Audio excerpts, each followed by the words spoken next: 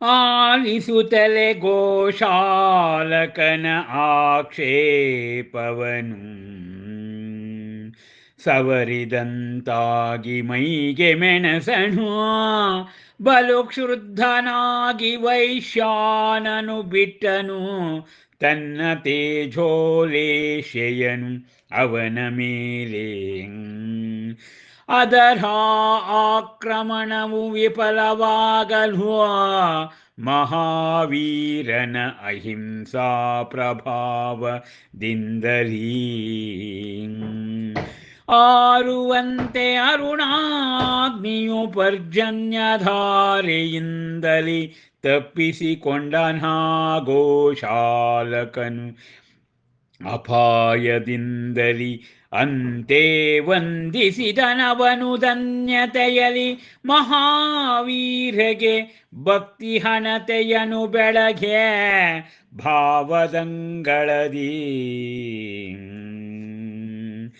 ಅನತಿ ಕಾಲದಲ್ಲಿ ಆ ಗೋಶಾಲಕನು ತೊರೆದು ಮಹಾವೀರನನು ಹೋದನು ಶ್ರಾವಸ್ತಿಗೆ ಚಂಚಲವಾಗಿರಲವನ ಚಿತ್ತವು ಮತ್ಸ್ಯದಂತೆ ಬಳಿಕ ಉಳಿದನಲ್ಲಿಯೇ ಆಜೀವಕ ಮತಧೋರ್ವ ಉಪಾಸಿಕೆ ಕುಮಾರಿಯಂಬಳೊಡನೆ ನಂತರ ನಡೆಸಿ ನಿರಂತರದಿ ತೇಜೋಲೇಶ್ಯಯ ಸಾಧನೆಯನು ರಸಶಾಲೆಯಲಿ ಸಂಪಾದಿಸಿದನವನು ತೇಜೋಶಕ್ತಿಯನು ಅನತಿ ಕಾಲದಲ್ಲಿ ಬಳಿಕ ಕೈಗೊಂಡು ಆಳವಾಗಿ ನಿಮಿತ್ತ ಶಾಸ್ತ್ರದ ಅಧ್ಯಯನವನು ಅವನು ನಿಪುಣನಾದನು ಬದಲಿಸುವುದರಲ್ಲಿ ಜೀವನದ ಮೂಲಾರ್ಥಗಳನ್ನು ತನ್ನಿಚ್ಛೆಯಲು ಬದಲಿಸುವಂತೆ ತನ್ನ ಮೈ ಬಣ್ಣವನು ಗೋಸುಂಬೆಯು ಶ್ರೀ ಕೇವಲ ಜ್ಞಾನ ಸಂಪುಟದ ಮಹಾವೀರ ಮಹಾದರ್ಶನದಲ್ಲಿ ಆರುವಂತೆ ಅರುಣಾಗ್ನಿಯು 108 ಗುಣಗಳುಳ್ಳ ಮಹಾವೀರ ಮುನಿ ಮತ್ತು ಗೋಶಾಲಕನ ಪಾತ್ರ ಸಂವಿಧಾನ ಕೌಶಲ್ಯವನ್ನು ಬಹಳ ಮನೋಜ್ಞವಾಗಿ ವರ್ಣಿಸಿದ್ದಾರೆ. ಆ ಗೋಶಾಲಕನ ಆಕ್ಷೇಪಕ್ಕೆ ಅವನ ಮೈಗೆಲ್ಲ ಮೆಣಸನ್ನು ಸವರಿದಾಗ ಹೇಗೆ ಆಗುತ್ತೋ ಹಾಗೆ ಕ್ಷುದ್ರನಾದಂತೆ ವೈಶ್ಯಾನನ ತನ್ನ ತೇಜೋಲೇಶಿಯನ್ನು ಅವನ ಮೇಲೆ ಬಿಟ್ಟಾಗ ಆಕ್ರಮಣ ಮಾಡ್ತಾನೆ. ತೇಜೋಲೇಶಿ ಆಕ್ರಮಣ ಆ ಬಳಿಯೇ ಇದ್ದ ಮಹಾವೀರನ ಹಿಂಸಾ ಪ್ರಭಾವದಿಂದ ಅದು ಏನೂ ಆಗುವುದಿಲ್ಲ.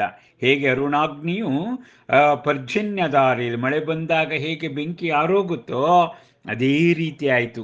ಹೀಗೆ ಗೋಶಾಲಕ ತಪ್ಪಿಸಿಕೊಂಡ ಅಪಾಯದಲ್ಲಿ. ಹಾಗೆ ಅವನಿಗೆ ನಮಸ್ಕರಿಸಿ ಭಕ್ತಿ ಹಣತೆ ಮತ್ತು ಭಾವದಿಂದ ಬೆಳಗ್ತಾನಂತೆ. ನಂತರ ಸ್ವಲ್ಪ ಕಾಲದಲ್ಲಿ ಗೋಶಾಲಕ ಆ ಮಹಾವೀರನನ್ನು ತೊರೆದು ಶ್ರಾವಸ್ತಿಗೆ ಹೋಗ್ತಾನೆ. ಅವನ ಮನಸ್ಸು ಚಂಚಲವಾಗಿದೆ. ಮತ್ಸ್ಯ ಮೀನುಗಳು ಹೇಗೆ ಚಂಚಲವೋ ಹಾಗೆ.